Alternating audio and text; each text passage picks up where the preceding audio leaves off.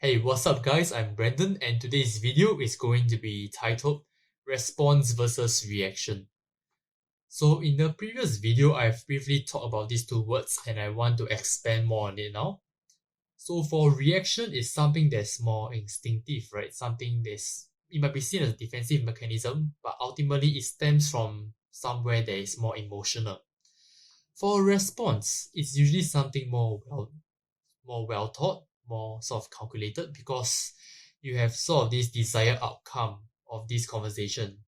So really response is something that is more well thought and more well articulated in that sense. And I would say that I'm a more sort of reactive speaker, right? Because I've just has been very jumpy and very reactive in conversations, and that would seems like people will see you as like very jumpy and might also see you as insecure. I think it's also because that reactive speakers are focusing too much on giving really quick replies without really giving yourself time to like process the information, and you try to sound smart by cutting other people off because you are afraid of people overwriting you in during the conversations.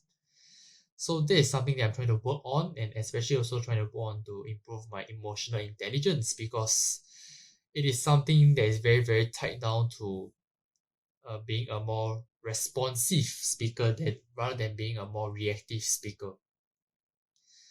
So this so I actually learned this concept back when like few years ago when in my interior design course. My lecturer again have taught me another lesson of maybe because I was being a little bit too reactive or too defensive during the project or the way I talk. So he tried to teach me like instead of trying to like immediately like sort of answer the question, right? He told me that it's okay, like you can just take a few seconds and like just a few seconds of silence to really think about the question and then give a well thought out response rather than just throwing out like your first reaction, right? And I think that's not very valuable. Like yes, you want to answer the question, so you just says out something that's very fast, but usually that's something that's not sort of well created and not well articulated.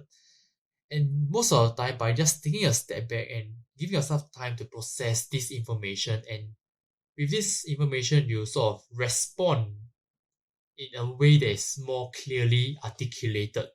I think that is much more informative and much more useful for the conversation because if people understand you easily, right, then the conversation flows much more easily, right? Instead of like, so you say out like a quick reaction, like, oh, we are doing it this way. The person don't understand, and then you just have to go back and forth, like reacting to each other's question and inquiries. That is so much more counterproductive than maybe like two or three exchanges of a well thought sort of response. Like, okay, I think we can do this project this way because I find that by pushing the foam around this area, it allows the circulation, blah blah blah. Like just being more well articulated and giving a more well thought response really helps you to understand each other better. And I think that is like the main point, right, of conversation is basically to understand each other. And yeah, I will urge all of us to become more responsive because that will make us seem more intelligent, make us seem more calm, right? Rather than being reactive, like, oh, I know this question, I know that, oh, I know this, I know that.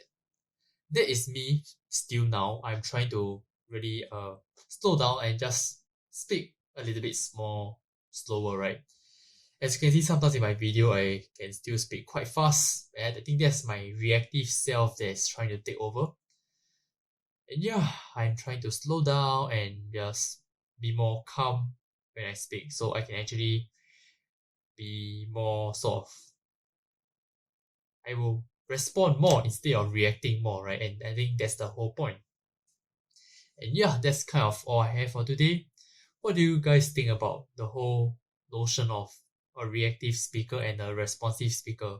What type of speaker are you guys, and how do you want to improve as a speaker in general? And that's all I have for today. Thank you and have a great day.